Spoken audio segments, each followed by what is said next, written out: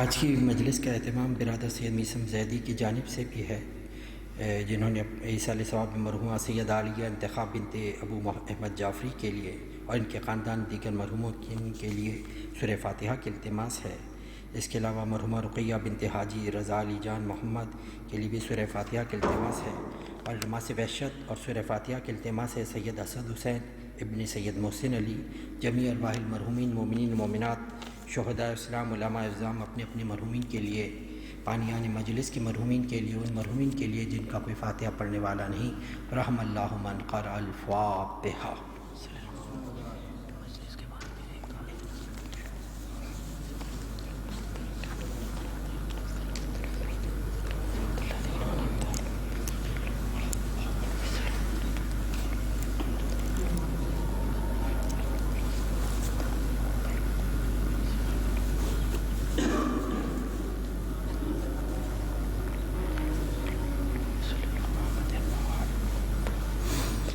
اعوذ باللہ السمیع العلیم من الشیطان اللعین الرجیم، بسم اللہ الرحمن الرحیم، الحمد للہ الذی ہدانا لہذا وما كنا لنهتدی لولا ان ہدانا اللہ، لقد جاءت رسل ربنا بالحق، الصلاة والسلام علی النبی الامی مکی المدنی عربی القرشی الرسول المسدد والمصطفى الامجد محمود الاحمد ابو القاسم محمد صلوات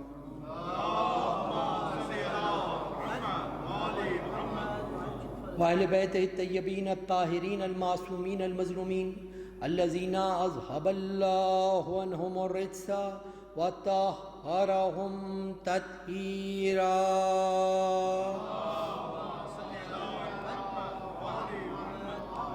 لا سیما بقیت اللہ فی الارضین الامام المنتظر والحجت ثانی عشر آیت اللہ العظمی والحجت الکبریٰ روحی وارواح العالمین لتراب مقدمہ الفدا، ولعن اللہ علی اعدائہم وعلى غاصب حقوقهم وعلى منکر فضائلهم من الآن إلى قیام یوم الدین۔ اما بعد فقد قال اللہ سبحانہ وتعالی فی محکم کتابہ الحکیم وهو اصدق الصادقین وقولہ الحق، یا ایہا الذین آمنوا قوا انفسکم واہلیکم نارا۔ درود بھیجیے محمد و آل محمد۔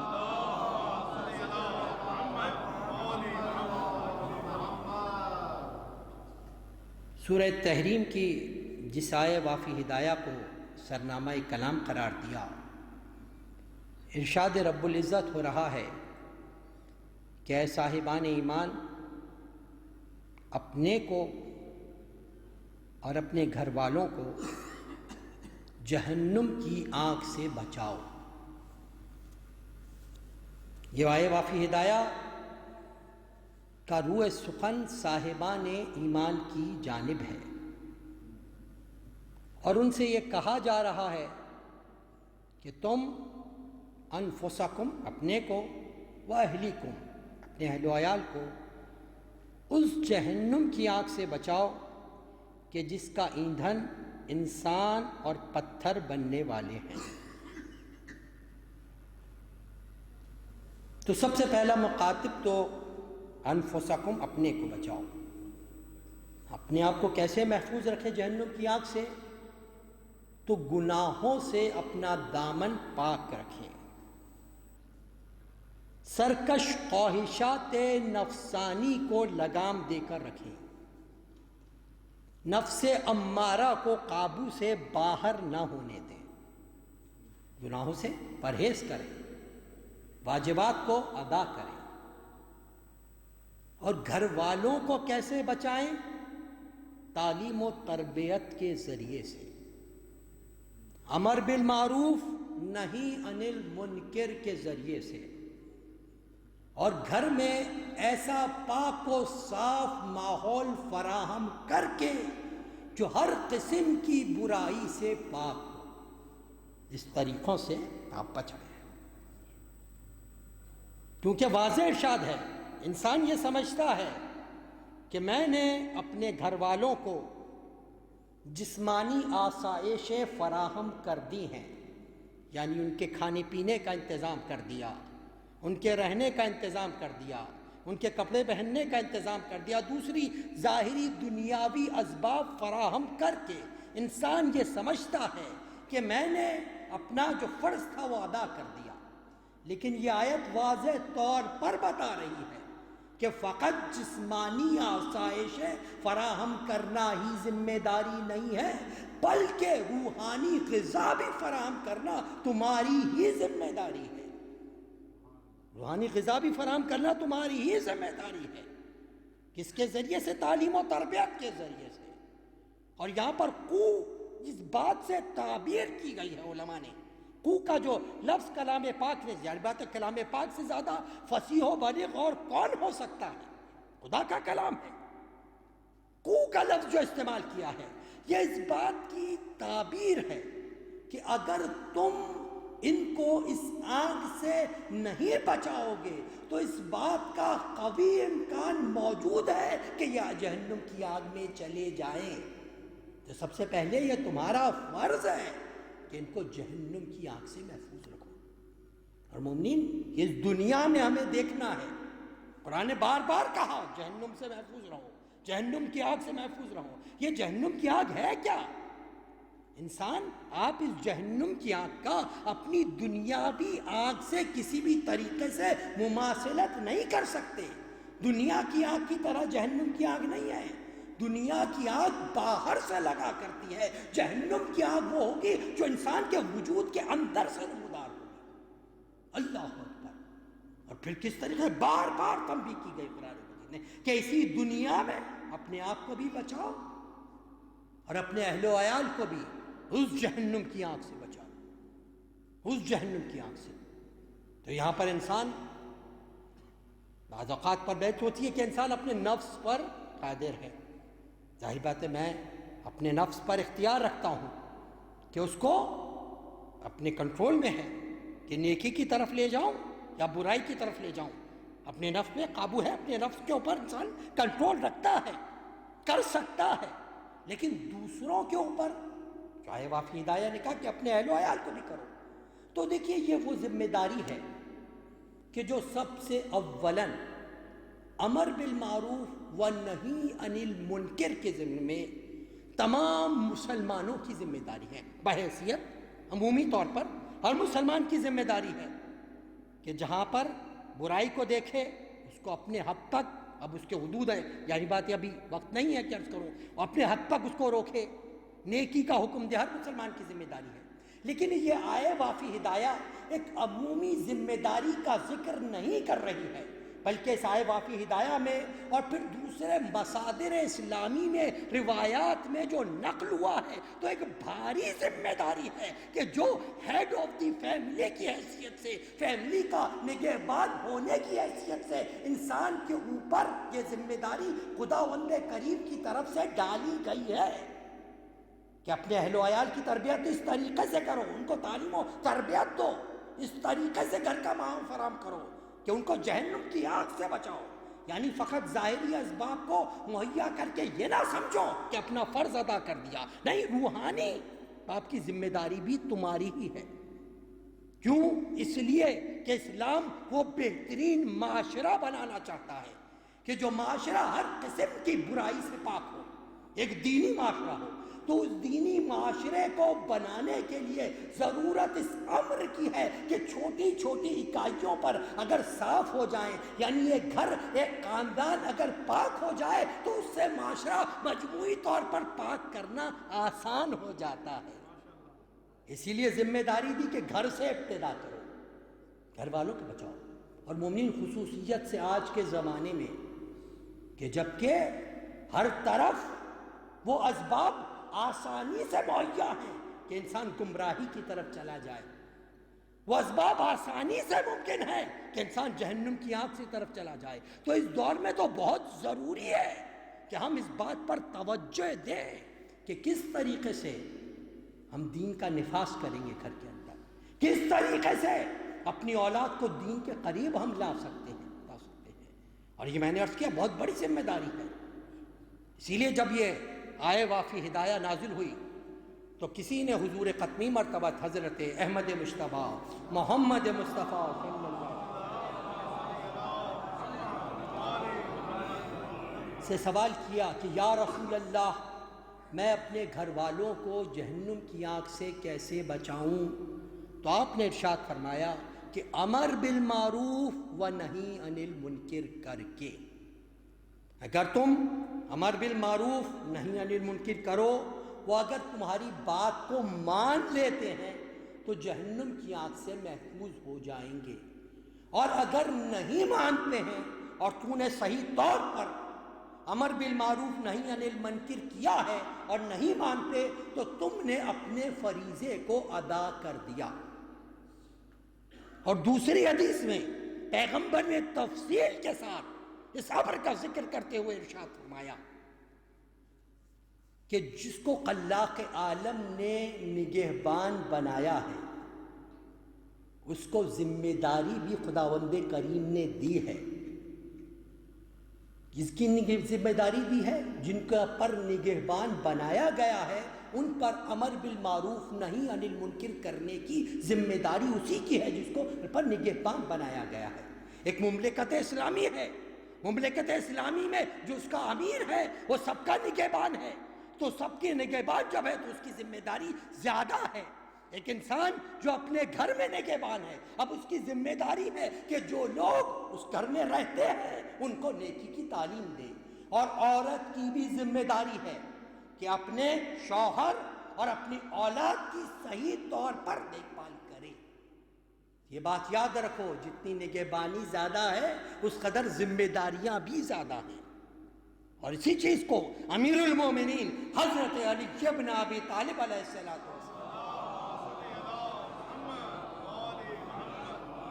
سے جب اس آیت کی تفسیر پوچھی گئی تو آپ نے ارشاد فرمایا کہ اس آیت کے معنی یہ ہیں کہ اپنی اور اپنے گھر والوں کی تربیت کرو اور ان کو آداب سکھاؤ، سب کی ذمہ داری ہے۔ قرآن مجید کی واضح آیت ہے، یا ایھا الذین آمنوا قوا انفسکم اہلیکم نارا، جہنم کی آگ سے بچا لو۔ اب مختصر وقت میں کہ اب اس کا آغاز کہاں سے کیا جائے، تو اس کا آغاز اس وقت سے کرے کہ جب انسان ایک گھر کی بنیاد پڑتی ہے، یعنی جب کوئی اپنے بیٹے کے لیے یا اپنی بیٹی کے لیے رشتے کو تلاش کریں، بڑے ہو گئے اب ان کی شادیاں کرنی ہیں، رشتوں کو تلاش کریں، تو وہ ایک الگ موضوع ہے کہ اب اگر آپ غلط روایت کو توڑنا چاہتے ہیں، یعنی غلط روایت کس چیز کی؟ جہیز کی غلط روایت، کہ مانگ کر جہیز دیا جائے یا اس طریقے سے بوجھ ڈالا جائے، وہ چیزیں موضوع بحث نہیں ہیں کیونکہ اس کے لیے بڑا وقت درکار ہے۔ تو بہرحال جب آپ چاہت رہے ہیں، بیٹی کی شادی ہے یا بیٹے کی شادی ہے، آغاز کر رہے ہیں، تو اب کیا ہے، آپ کا مطمع نظر یہ ہونا چاہیے کہ اگر بیٹے کی شادی ہے تو جس لڑکی کو بہو بنا کے لاؤں، ایک تو خاندان ہے، تعلیم و تربیت ہے، کردار ہے، اور اس کے ساتھ دینداری ہو، یہ چیز پیش نظر رہنی چاہیے کہ اگر لڑکے کی شادی ہے تو لڑکی دیندار ہو، اچھی تعلیم و تربیت کی حامل ہو، صاحب کردار ہو، خاندان دیکھا جائے۔ اور جب لڑکی کی شادی کرنی ہے تو اسی طریقے سے لڑکے میں دیکھا جائے کہ دیندار ہو، تعلیم و تربیت کی منزل ہو، شکل و صورت، یہ تمام چیزیں ہیں۔ اب یہاں پر ہمارے پاس بہت افراط و تفریط پایا جاتا ہے۔ کچھ لوگ فقط شکل و صورت اور مال و دولت دیکھ کر شادی کرتے ہیں، اور کچھ نے کہا یہ کام مشہور ہو گئی اور تفریط کی منزل، میں نے کہا افراط یعنی ایک طرف آگے ایک طرف بہت دوسری طرف، کہا نہیں، نہ مال دیکھنا چاہیے نہ شکل و صورت دیکھنی چاہیے، لیکن شریعت میں مذمت کس چیز کی گئی ہے؟ شریعت نے اس چیز کی مذمت کی گئی ہے کہ آپ لڑکی کا خاندان نہیں دیکھیں، تعلیم و تربیت نہیں دیکھیں، کردار نہیں دیکھیں، فقط لڑکی کا مال و دولت دیکھیں، اس چیز کی مذمت ہے، کردار نہیں دیکھیں، خاندان نہیں دیکھیں، تعلیم و تربیت نہیں دیکھیں، فقط شکل و صورت دیکھی جائے، اس چیز کی مذمت ہے۔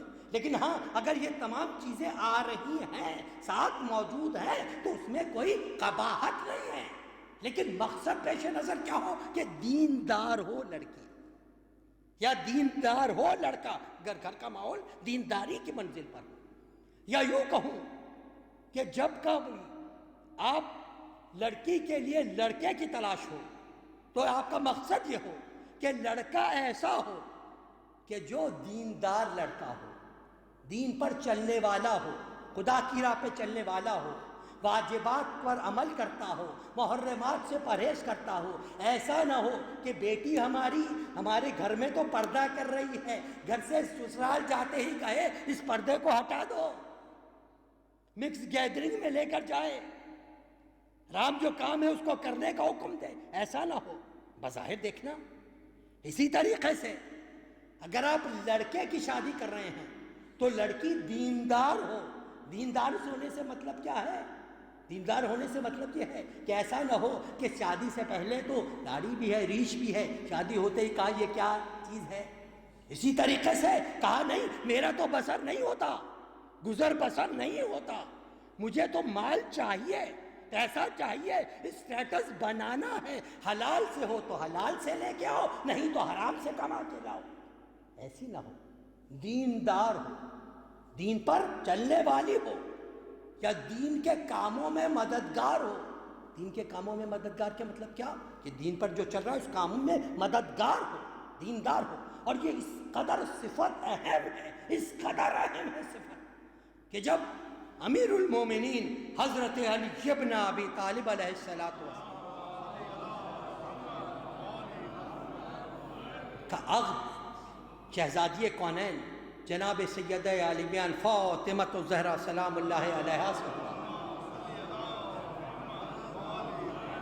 اور دوسرے دن اللہ کے رسول تشریف لائے، اور رسالت مآب نے جب امیر المومنین سے پوچھا کہ یا علی فاطمہ کو کیسا پایا، تو اگرچہ شہزادی کونین میں وہ تمام حسن صفات کا مجموعہ تھی، شہزادی کونین جو کسی عورت میں پائی جانی چاہیے، ان تمام حسن صفات کا موجودہ تھی اور رسول اللہ کی صاحبزادی تھی، مگر امیر المومنین نے جس بات کا ذکر کیا وہ بات یہ تھی کہ دین الہی میں بہترین مددگار پایا، یا عبادت الہی میں بہترین مددگار پایا۔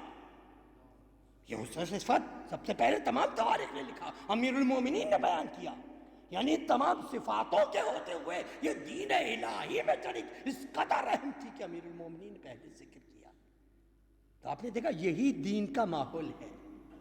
آغاز کہاں سے؟ آغاز یہاں سے ہونا چاہیے کہ دیندار لے کر آئیں، اس کے بعد کی منزل ہے، اس کے بعد کا مقام یہ ہے کہ اب ہماری کوشش یہ ہو کہ اگر گھر کو دین پر رکھنا ہے تو مال حرام نہ کماؤ نہ کھلاؤ، دونوں چیزیں، حرام مال نہ گھر میں کماؤ کے لاؤ اور نہ کھلاؤ، کیونکہ حرام مال کے برے اثرات مرتب ہوتے ہیں۔ حرام مال آیا، حرام کمائی آئی، اس کے برے اثرات مرتب ہوتے ہیں، خصوصیت کے ساتھ۔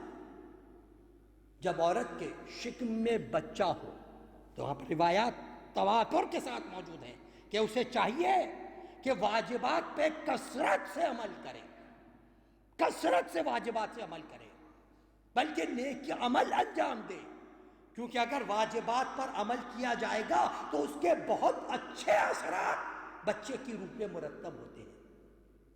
اس کی بنسبت اگر حرام کام اس حالت میں عورت انجام دے، برائیاں کرے، تو اس کے برے اثرات بچے کی روح پہ مرتب ہوتے ہیں۔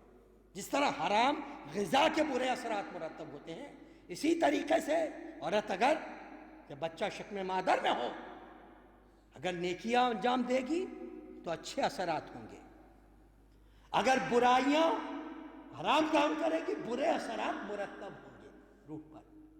مگر ہاں یہاں پر ایک عربی کی اصطلاح ہے کہ یہ برے اثرات انسان کے برے عمل کے لیے علت تعامہ نہیں ہے، کیونکہ یہ بہت بڑی بحث ہے علم کلام کی۔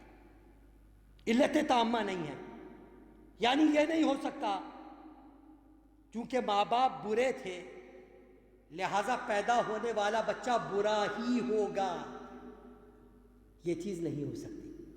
اثرات بے شک برے ہوتے ہیں، اسی لیے حکم ہے کہ چیزوں کا ادا کرو، اثرات بے شک برے ہوتے ہیں، لیکن اس کے معنی یہ نہیں ہے کہ لڑکا جب بڑا ہو جائے تو وہ کہے کہ میں برا اس وجہ سے برا ہوں، چونکہ میرے باپ برے تھے اس لیے میں برا ہوں، یہ کہہ کے وہ بچ نہیں سکتا۔ تو اب میرا کوئی گناہ نہیں ہے، میرا کوئی گناہ نہیں ہے، کیونکہ ماں باپ برے تھے، برے اثرات ہوئے لہذا اس وجہ سے میں برا بن گیا، تو میرا کوئی گناہ نہیں، مجھ سے کوئی سوال و جواب نہیں ہونا چاہیے۔ تو یہاں پر اسے کہا جائے گا کہ اگر تمہارے ماں باپ برے تھے تو یقیناً ان کا برا اثر تمہارے اوپر پڑا، مگر جب تم بالغ ہو گئے ہو، صاحب نظر ہو گئے ہو، تو پھر اب خود اپنی عقل سے درک کرنا تم پر فرض ہے۔ اب تم یہ کہہ کے نہیں چھوٹ سکتے، اب تمہارا فرض ہے کہ عقل سے درک کرو اور واجبات پہ عمل کرو، محرمات سے پرہیز کرو۔ یہ کہہ کے نہیں چھوٹ سکتے کہ میں دل کی اثرات کی مرضی ہو گئی کیونکہ میرے ماں باپ برے تھے لہٰذا میں برا ہوں، نہیں، یہ علت سبب نہیں ہو سکتا۔ یہ کس کے لیے ہے؟ یہ اس کے لیے ہے کہ جو بالغ ہو جائے، بالغ ہو کر کوئی لڑکا کہے کہ میں نے چونکہ میرے ماں باپ برے تھے لہٰذا میں برا ہو گیا، تو یوں کہا جائے کہ ہاں اثرات ہوتے ہیں، چونکہ ماں باپ نے بری کمائی تھی، برے کام کیا، اس کے اثرات ہیں، مگر یہ اثرات اس طریقے سے نہیں ہے کہ تم مجبور ہو گئے کہ نیک عمل نہیں کر سکتے۔ مجبور نہیں ہو، جب صاحب عقل ہو، ہر چیزوں میں اپنی عقل کو استعمال کر کے بہترین نوکری بھی ڈھونڈتے ہو، دنیا میں بہترین کام کرتے ہو، تو دین کے معاملے میں یہ بے عقلی کیسی؟ یہاں پر فکر کرو۔ تو برے اثرات ہیں، مگر یہ برے اثرات اس بات کا سبب نہیں ہو سکتے کوئی انسان کہے۔ اسی طریقے سے ضروری نہیں ہے کہ ماں باپ نیک ہوں تو آنے والا بچہ بھی نیک ہو، نہیں، یہ ضروری نہیں ہے، کیونکہ مشاہدے میں آیا بہت ساری چیزیں ہوتی ہیں، لیکن ہاں اگر ماں باپ نیک ہوں تو بچے پہ اچھے اثرات ہیں، اسے اچھی طرف جانا چاہیے۔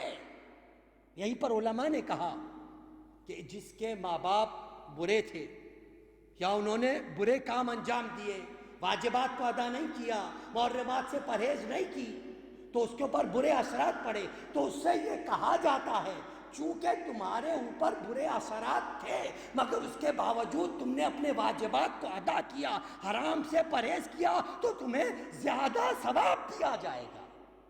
ایک عام آدمی سے ہٹ کے زیادہ ثواب ہے، کیونکہ تم برے اثرات کے باوجود تم نے نیک کام انجام دیا۔ اسی طریقے سے اگر کوئی نیک ماں باپ کی اولاد ہے، انہوں نے صحیح تربیت کی، وہاں پر سب چیزیں صحیح ملی، اس کے باوجود برائی کی طرف گیا، تو اسے کہا جائے گا کہ تمہارے اوپر نیک اثرات تھے مگر اس کے باوجود تم برائی کی طرف گئے، لہٰذا تمہارے پر عذاب بھی زیادہ ہے۔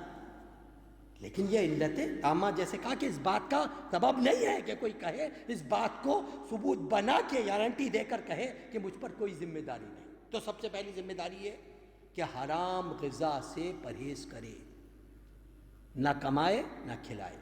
اب حرام غذا سے مراد یہ حرام غذا نہیں ہے کہ انسان غذا مختلف قسم کی ہے، ایک غذا ہی حرام ہے، یعنی حرام جانور کی غذا ہے، وہ تو غذا ہی حرام ہے، یا پھر اگر اچھا جانور ہے اس کو بھی صحیح شرعی طریقے سے ذبح نہیں کیا جائے تو وہ بھی حرام غذا ہو جاتی ہے۔ پھر اس کے بعد صحیح طور پر ذبح کیا، سب کچھ کیا گیا، مگر کوئی نجس چیز چھو لے یا اسے اس طریقے سے مس ہو جائے، یہ شریعت کا کہنا ہے، تو پھر بھی غذا نجس ہو جاتی ہے۔ مگر ایک اور طریقے سے غذا نجس ہوتی ہے کہ گوشت بھی صحیح ہے، دال بھی صحیح ہے، پاک طریقے سے پکایا بھی گیا ہے، سب کچھ صحیح ہے، مگر پھر بھی حرام ہے۔ وجہ کیا ہے؟ رشوت کے پیسوں کا ہے، وجہ کیا ہے؟ حرام مال کا ہے، چوری کے پیسوں کا ہے، تو حلال ہوتے ہوئے بھی حرام ہے، اور اس کے برے اثرات مرتب ہوتے ہیں، ان تمام چیزوں کے برے اثرات مرتب ہوتے ہیں۔ تو لہذا حلال غذا کھلاؤ، حلال غذا کھلاؤ، حلال طریقے سے کھلاؤ تاکہ بچوں پر اچھے اثرات اس چیز کے مرتب ہوں اور وہ اچھی طرف پر جائیں۔ اس کے بعد پھر آغاز ہے کہ آپ تعلیم و تربیت کا، کیونکہ پیدا ہونے والا بچہ ماں باپ کو دیکھ کر تعلیم حاصل کرتا ہے، ماں باپ کو دیکھ کر سبق سیکھتا ہے۔ اگر اس نے دیکھا کہ ماں باپ وقت پر نماز ادا کرتے ہیں، نیکیاں انجام دیتے ہیں، یہ چیز اس کی روح کے اندر اثر کر جاتی ہے، روح کے اندر اثر کر جاتی ہے۔ جب بار بار دیکھیں گے ماں باپ ہاتھ پہ عمل کر رہے ہیں، شریعت پہ عمل کر رہے ہیں، وقت پہ نماز ادا کر رہے ہیں، تربیت کی منزل پہ آ جائے گی۔ کیونکہ تین چیزیں ہیں نا، تعلیمات کی منزل آغاز بنیادی طور پر ماں کی گود سے ہی آغاز ہو جایا کرتا ہے۔ سب سے پہلی چیز ہے اصول دین ہے، فروع دین ہے، اس کے بعد اخلاقیات ہے۔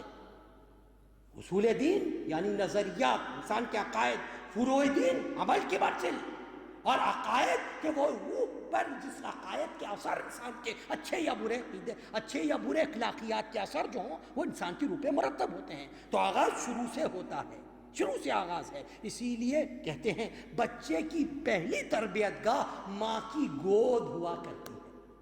جتنی اعلیٰ تعلیم و تربیت کی، جتنے صحیح عقیدے کی، صحیح عمل کی ماں ہوگی، اسی طرز پہ بچے کی نگہبانی کرے گی، اسی طرز پہ بچے کو آگے بڑھائے گا، دین سکھائے گی، معیار پر چلائے گی، اور پھر اس کے ساتھ اخلاقیات کی تعلیم دیں گے۔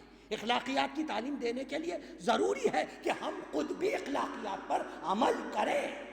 ہم خود تو عمل نہیں کریں اور بچوں سے کہیں کہ آپ اخلاقیات پر عمل کریں، ہم تو حرام کریں اور بچوں سے اس بات کی عمل کریں۔ بچے تو ماں باپ سے ہی سیکھیں گے۔ مثال کے طور پر ایک ہمارے پاس جو بہت چیز معاشروں میں بعض عام ہوتی ہے وہ جھوٹ ہے۔ جھوٹ حرام چیز ہے، مگر یہ اس طریقے سے بعض اوقات بولا جاتا ہے کہ آپ اس کو غلط چیز سمجھتے ہی نہیں ہیں، لیکن اثرات ایک مذاقن تعلیم کا جملہ ہے، یہ عام طور پر بھی مشہور ہے کہ کوئی دروازے پہ آیا، بچہ دروازے پر گیا، جا کر پوچھا تو کہا کہ ابو گھر پہ ہیں کیا؟ تو بچہ اندر سے آیا، والد صاحب نے کہا کہ جا کے کہہ دو کہ ابو گھر پہ نہیں ہیں۔ بچہ آیا آ کے مذاق میں یہ بات کہی جاتی ہے کہ بچے نے کہا کہ ابو کہہ رہے ہیں گھر پہ نہیں ہیں، ان کی منزل پر، لیکن آپ نے ایک حرام بات بچے کو سکھائی، توجہ میں نہیں کہ حرام کیا ہے؟ جھوٹ، خدا کے حکم کی خلاف معصیت کرنا، جھوٹ گناہ کبیرہ میں سے ہے۔ جھوٹ کی تعلیم دی آپ نے، کون تعلیم دے رہا ہے؟ وہ سربراہ گھر کا کہ جس کو تعلیم و تربیت سکھانی چاہیے وہ بری چیزیں سکھا رہا ہے۔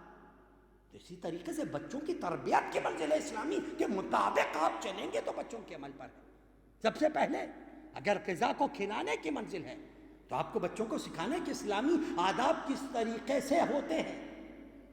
غذا کھانے سے پہلے اپنے ہاتھوں کو دھوئیے، اس کے بعد آئیے شروع کرنے سے پہلے بسم اللہ الرحمن الرحیم پڑھیے، اس کے بعد سیدھے ہاتھ سے لقمہ توڑیے، چھوٹے چھوٹے لقمے بنائیے، کھاتے ہوئے دوسروں کے لقموں کی طرف یا چہروں کی طرف نگاہ نہیں کیجیے، کھانے کے بعد کلی کیجیے، شکر ادا کیجیے۔ یہ تمام چیزیں ہیں، اگر ہم عمل کریں گے بچوں کو سکھانا ہے۔ اسی طریقے سے بچوں کی تعلیم و تربیت کر رہے ہیں تو بچوں کو تعلیم دینی ہے کہ جھوٹ سے پرہیز کرنا ہے، جھوٹ گناہ کبیرہ میں سے ہے، کسی کی غیبت نہیں کرنی ہے، گناہ کبیرہ میں سے ہے، چغلی نہیں کرنی ہے، بری باتیں نہیں کرنی ہے، فحش گوئی نہیں کرنی ہے، لیکن اس کے اثرات پہلے کب مرتب ہوں گے؟ جب میں خود ان چیزوں سے پرہیز کروں۔ اگر میں تو پرہیز نہیں کروں اور بچوں سے اس بات کی توقع رکھوں کہ وہ ان چیزوں پہ عمل کریں، اگر بعض اوقات ہوتا بھی ہے سعادت، لیکن زیادہ تر نارمل، اس پہ وہ اثر نہیں ہو سکتا، تو ہم کو خود ہے اور بچوں کو سکھائیں کہ بڑوں کا احترام کرو، چھوٹوں کے ساتھ رحم دلی سے پیش آؤ، مگر اگر ہم خود بڑوں کے ساتھ بدتمیزی کریں گے تو اس کا کیا اثر ہے؟ تو ہمیں سکھانا ہے کہ اس طریقے سے بچوں کو سکھانا ہے کہ ادب و احترام کرتے ہوئے جاؤ سلام کرو، سب سے پہلے سلام کا حکم ہے، سلام کرنے کا، یہ بچوں کو سکھانا ہے کہ جب جاؤ سلام کرو، سلام میں پہل کرو۔ اور یہاں پر ایک اور بات عرض کرتے چلوں، سلام میں پہل کرنا بہت بڑی عبادت ہے، سلام کرنا سنت ہے، جواب واجب ہے، یہ تو بات سبھی کو پتہ ہے، مگر بعض اوقات انسان اگر کچھ مقام و مرتبہ مل گیا تو وہ یہ سمجھنے لگتا ہے کہ دوسرے پہلے مجھے سلام کریں، میں کیوں سلام کروں؟ تو یہاں پر روایت میں ہے حضور ختمی مرتبہ حضرت احمد مجتبیٰ محمد مصطفیٰ کہ انسان کا دوسروں کے سلام کا انتظار کرنا بھی تکبر کی علامت ہے، علامات تکبر میں سے ہے کہ انتظار کروں کوئی مجھے سلام کرے پھر میں جواب دوں۔ ایک تو آپ نیکی سے محروم ہو رہے ہیں، جو سلام کرنے کی نیکی ہے اس سے محروم ہو رہے ہیں، اور تکبر کی علامت ہے۔ تو بچوں کو یہ تعلیم و تربیت دیں آپ کہ اس طریقے سے بات کرنی چاہیے، اس طریقے سے رہنا چاہیے، اس طریقے سے عمل کی منزل پر آنا چاہیے۔ اور پھر اس کے بعد جب بچے کا انتخاب کریں اسکول کا تو اس طریقے سے درس گاہ کا انتخاب کریں کہ جہاں پر بچے کو صحیح تعلیم و تربیت مل سکے، کیونکہ جہاں ماں باپ کے عمل کا اثر ہوتا ہے بچے پہ، وہاں استاد جو کچھ کر رہا ہے اس کا اثر بھی بچے پر رہتا ہے۔ اکثر اوقات دیکھا گیا ہے کہ اگر استاد کوئی غلط کام بھی کر رہا ہے مگر چونکہ استاد ہم نے بتایا ہے تو بچہ اسی غلط کام کو صحیح سمجھ کے کرنے لگتا ہے، صحیح سمجھ کے کرنے لگتا ہے۔ تو استاد کا بھی، اساتذہ کا بھی بہت بڑا اثر ہوتا ہے۔ لیکن بہرحال اس چیزوں کو مد نظر رکھیں۔ اور اس کے بعد پھر اہم ترین چیز یہ کہ جب بڑے ہو گئے بچے، ایسی چیز ہوئی اب بچوں کو خوش کرنے کے لیے ویسے گھر کا ماحول بہت صاف تھا، بہت پاک و پاکیزہ تھا، سب کچھ اچھی طریقے سے چل رہا تھا، مگر بچوں کو خوش کرنے کے لیے ہم نے ایک ٹی وی لا دیا یا LCD اسکرین لا دی، اور لا کر ہم یہ سمجھ رہے ہیں کہ بچے خوش ہو گئے اور ہم نے بچوں کی بڑی خدمت کی ہے۔ لیکن آپ نے غور یہ نہیں کیا کہ وہی چیز جو آپ گھر میں لے کے آئے ہیں اسی پہ وہی بچے رقص و موسیقی دیکھ رہے ہیں، گانے سن رہے ہیں، وہ چیزوں کو دیکھ رہے ہیں، دیکھ وہ رہے ہیں، عذاب آپ کما رہے ہیں۔ انگیزی کی چیز لے آئے، یا بعض چیزیں بہت مشکل ہیں مگر اسی دنیا میں قرآن کہہ رہا ہے آتش جہنم سے محفوظ رکھو۔ اپنے گھر والوں کو کیسے محفوظ رکھیں؟ جب تک دینی ماحول نہیں بنے گا کیسے محفوظ رہیں گے؟ اور اس میں سب سے بڑی رکاوٹ یہی چیز ہے، بہت بڑی رکاوٹوں میں سے یہ چیز ہے۔ دوسری چیزوں پہ ہو سکتا ہے کوئی عمل کر رہا ہو مگر اس چیز پہ واقعی عمل کرنا مگر کروانا ہے، اس کے لیے ضروری ہے کہ بچپن سے تربیت دی جائے، بچپن سے بتایا جائے کہ بیٹا گانا سننا، رقص و موسیقی دیکھنا جو حرام ہے وہاں گانا سننا اس قدر حرام ہے کہ جو شخص اس دنیا میں ان آوازوں کو سنتا ہے جن آوازوں کو خداوند کریم نے حرام قرار دیا، اگر اس دنیا میں کوئی ان آوازوں کو سنے گا روز قیامت اس کے کانوں میں سیسا پلایا جائے گا، سیسا ڈال کے عذاب دیا جائے گا۔ جو کو بتائے اس دنیا میں ہمیشہ رہنا ہے، تو ان چیزوں کے اوپر توجہ کی منزل ہے۔ کہیں ایسا نہ ہو کہ ویسے تمام صحیح چل رہا تھا مگر اس منزل پہ آ کے تو وہ دیکھ وہ رہے ہیں، عذاب آپ کما رہے ہیں۔ ہاں اگر بڑے ہونے کے بعد، بالغ ہونے کے بعد وہی وہ عمل کریں تو اپنے عمل کے ذمہ دار ہیں، مگر آپ کو دیکھنا ہے کہ ان چیزیں کہیں آپ کے اوپر ہی عذاب کی منزل نہ آ رہی ہو، کہیں آپ کے اوپر ہی منزل نہ آ رہی ہو۔ اور پھر اس کے بعد جب بچہ بڑا ہونا شروع ہو جائے، تعلیم و تربیت کے اس کے ساتھ ساتھ عمل یہ ہے کہ اسکول اور اس کے تعلیم کے ساتھ ساتھ عمل ایک برچت یہ ہے کہ جہاں پر بہت ضروری ہے کہ بچے جس فیلڈ کا انتخاب کر رہے ہیں، کیونکہ آج ہمیں اگر کوئی فیلڈ چننی ہوتی ہے تو بعض جگہ پر ہائر سیکنڈری کی منزل پر آپ کو منتخب کرنا پڑتا ہے، بعض جگہ پر اس سے آگے کی منزل پر آپ کو منتخب کرنا پڑتا ہے، دین کے مطابق انجام دینا ہے۔ تو آپ کو ایک تو بچے کا رجحان دیکھ کر، صلاحیتیں کہاں ہیں، رجحان کس طرف ہے، رجحان دیکھ کر بچے کو اس فیلڈ کی طرف لائے۔ مگر یہاں پر بھی ذمہ داری ختم نہیں ہوتی، ذمہ داری یہ ہے کہ بچے کو بعض اوقات نہیں پڑتا، آپ کے پاس تجربہ ہے، کسی ایسی چیز کی طرف جانا چاہ رہا ہے بچہ کہ جہاں پر حرام کام میں انوالو ہونے کے امکانات بہت زیادہ ہیں، بہت زیادہ ہیں۔ یعنی سوشل میڈیا یا اس طرف بچہ نکل گیا، میڈیا کی طرف، بہت وسیع لائن ہے میڈیا کی، تو وہاں پر آپ کو یہ بتانا ہوگا کہ بیٹا اس میں کچھ کام جائز بھی ہیں جب دین کے پروگرام ہو رہے ہوں اس کو آپ پروڈکشن دے رہے ہو، اس چیز کو آپ کر رہے ہو، جائز ہے، مگر کہیں ایسا نہ ہو کہ آپ سے کہا جائے کہ صاحب ایک گانے کا پروگرام آپ پروڈیوس کر دیجئے یا ڈائریکٹ کر دیجئے یا ان چیزوں کی طرف آپ آ جائیے، تو وہ حرام کام ہے، وہ حرام کی طرف جا رہے ہو، وہ غلط کام کی طرف جا رہے ہو۔ تو یہاں پر ان چیزوں کے الگ کرنے میں بھی اسی طریقے سے جو بھی چیز کی طرف جائے وہاں پر اگر حرام میں انوالو ہونے کا خطرہ ہو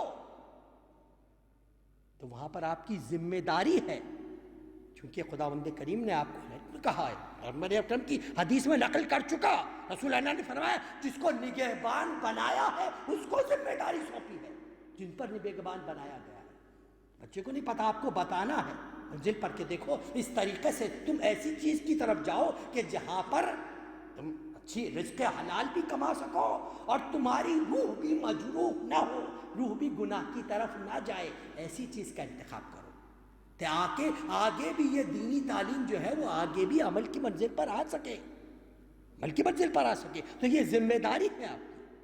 تو یہی چیزیں ہیں کہ جن کی طرف آج توجہ دینی ہے۔ آغاز آج سے یہی بات ہے۔ بعض اوقات ہوتا ہے کہ انسان کہے کہ نہیں اب تو بہت آگے بڑھ گئے۔ دیکھیے خداوند کریم نے توبہ کا دروازہ اسی لیے بند نہیں کیا ہے، جہاں سے انسان اصلاح کا آغاز کرنا چاہتا ہے اسی وقت سے اصلاح کا آغاز کرتے، یہ سوچ کر نہ رکے کہ اب تو بہت وقت گزر گیا۔ نہیں، خدا کی ذات توبہ کو قبول کرنے والی ہے، اور کبھی بھی کسی چیز کا ایسا وقت گزرتا نہیں کہ آپ اس کا ازالہ نہ کر سکیں۔ ممکن ہے، ازالہ بھی ممکن ہے، کفارہ بھی ممکن ہے، ازالہ بھی ممکن ہے۔ انسان نیت کو کر کے دیکھے، نیت کو کل پر نہیں ڈالیں، جس وقت ہو اسی وقت سے نیت کریں کہ آج سے میں اصلاح کی منزل پر ہوں۔ اس کے بعد علماء کے پاس ہے، کفارہ بھی ہے، اصلاح کے دوسرے ذریعے بھی ہیں، توبہ کے دروازے بھی خلاق عالم نے اس وقت تک کھولے ہوئے ہیں جب تک وقت معلوم ہے۔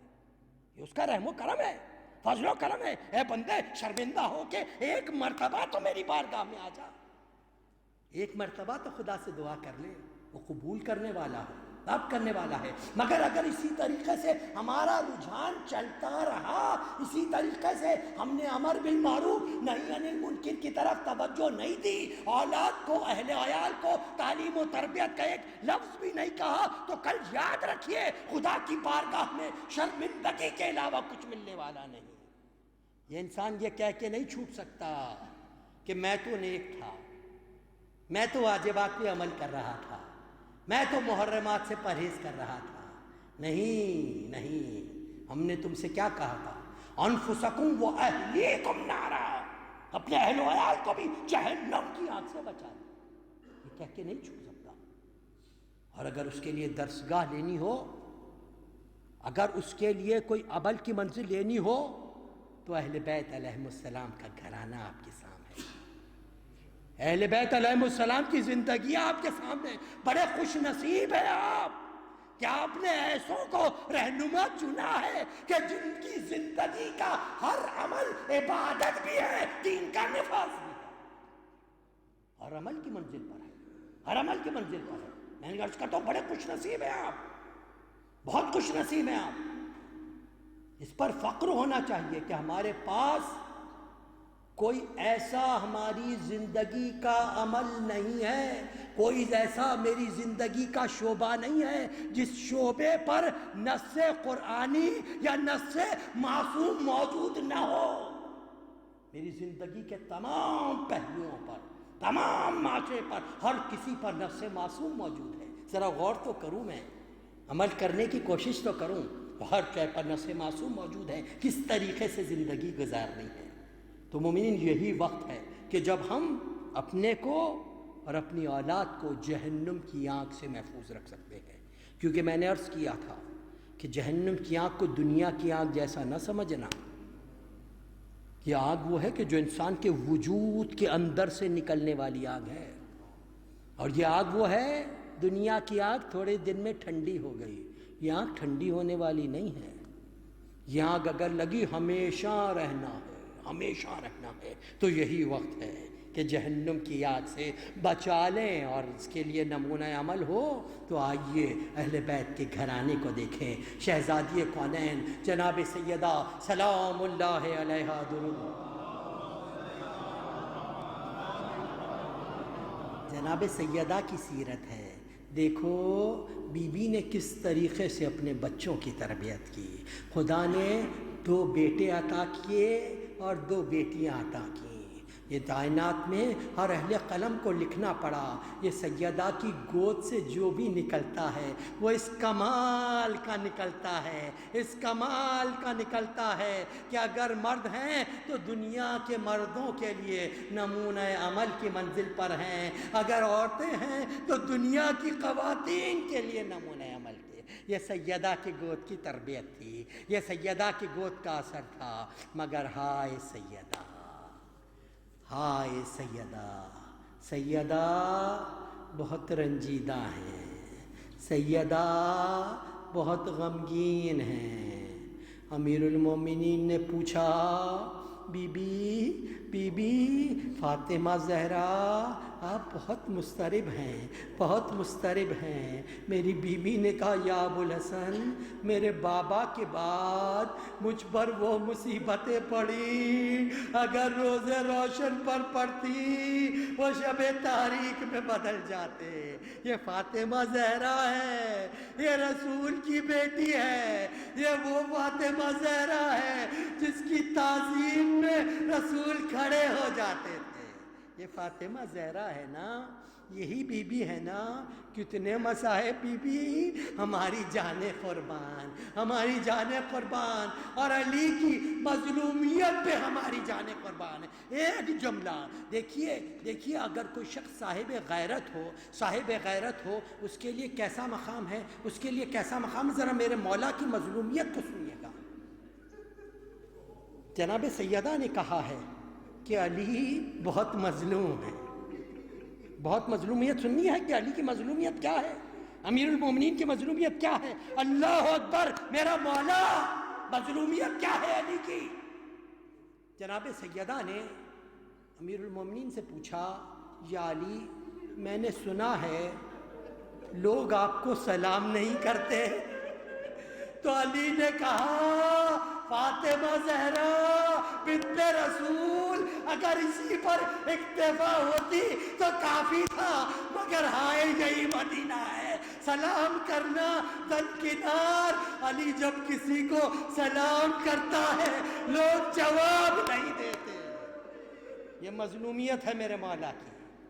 اور ایک دن علی نے دیکھا شہزادی کونین بچوں کو نہلا دھلا رہی ہیں، کپڑے دھوئے ہوئے ہیں، انتظام کیا ہوا ہے۔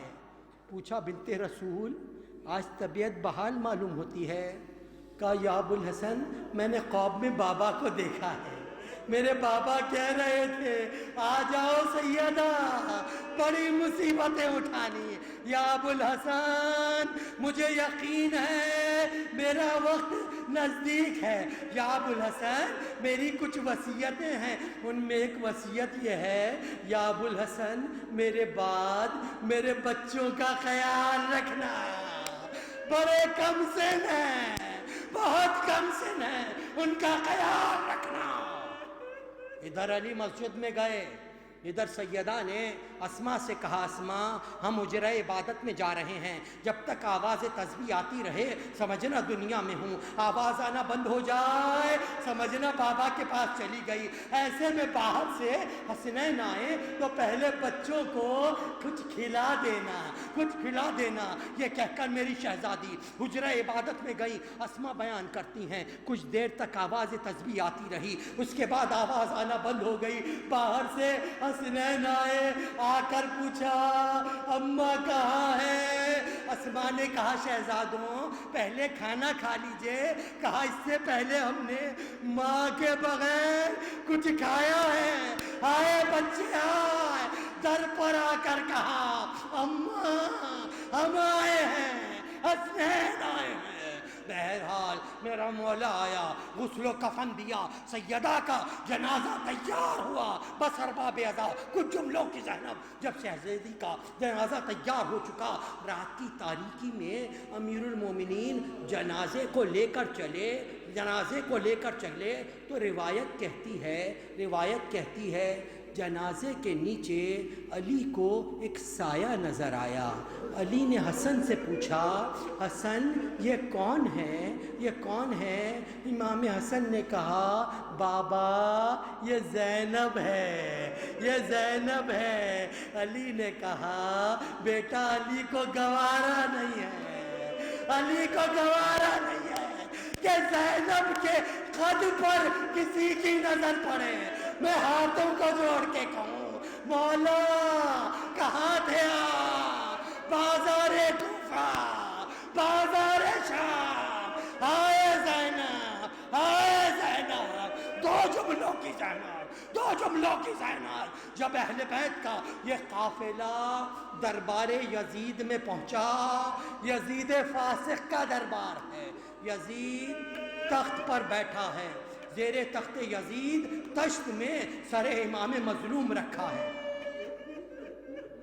جب تعارف ہو چکا تو یزید نے کہا، میں زینب سے کلام کرنا چاہتا ہوں۔ تمام کنیزوں نے ثانی زہرا کو گھیرا ہوا تھا۔ شمر تازیانہ لے کر آگے بڑھا، ساری کنیزیں ہٹ گئیں مگر جناب فضہ اپنے مقام پہ کھڑی رہی۔ شمر چاہتا تھا، ارباب اعضا، شمر چاہتا تھا کہ تازیانہ مارے کہ جناب فضہ کی نظر یزید کے پیچھے کھڑے ہوئے حبشی غلاموں پر گئی۔ فضہ نے کہا، ارے وائے ہو تمہاری غیرت پر، تمہاری قوم کی عورت کو ایک شخص تازیانہ مارنا چاہتا ہے۔ یہ سننا تھا۔ وہ حبشی غلام تلواریں نکال کر سامنے آ گئے۔ یزید شمر کو منع کر ورنہ خون بہ جائے گا۔ یہ دیکھنا تھا۔ زینب نے مدینے کا رخ کیا۔ اے نانا رسول کی بیٹی، الا لعنت اللہ علی قوم الظالمین وسیعلم الذین ظلموا ای منقلب ینقلبون۔ خداوندہ ہمارے اس قلیل توسل کو ہم سے قبول فرما، ہمارے گشتگان و اموات کو رحمت فرما، ہمارے مرحومین کو جوار چاردہ معصومین میں جگہ عطا فرما۔ خداوندہ خصوصیت کے ساتھ ہمیں اس بات کی توفیق عطا فرما کہ ہم اپنے کو بھی، اپنے نفوس کو بھی اور اپنے اہل و عیال کو بھی جہنم کی آنکھ سے محفوظ رہ سکیں۔ جو مومنین بیمار ہیں، بیمار کربلا کا واسطہ صحت کامل عطا فرما۔ خصوصیت سے ایک مومن حسینی بیمار ہیں، چاہے خداوند کریم ان کی پریشانیوں کو دور فرما اور صحت کامل عطا فرما۔ جو مومنین بے روزگار ہیں ان کو بہترین روزگار عطا فرما۔ جو برسر روزگار ہیں ان کے روزگار میں ترقی و برکت عطا فرما۔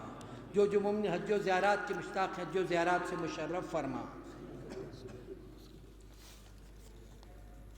کہ ہمارے مومن حسین بھائی ان کا ٹیسٹ ہے، خداوند کریم ان کو صحت و تندرستی عطا فرمائے، کامیابی عطا فرمائے، ٹیسٹ میں کامیابی عطا فرمائے۔ ایک مرتبہ بآواز بلند درود ارشاد فرمائیے۔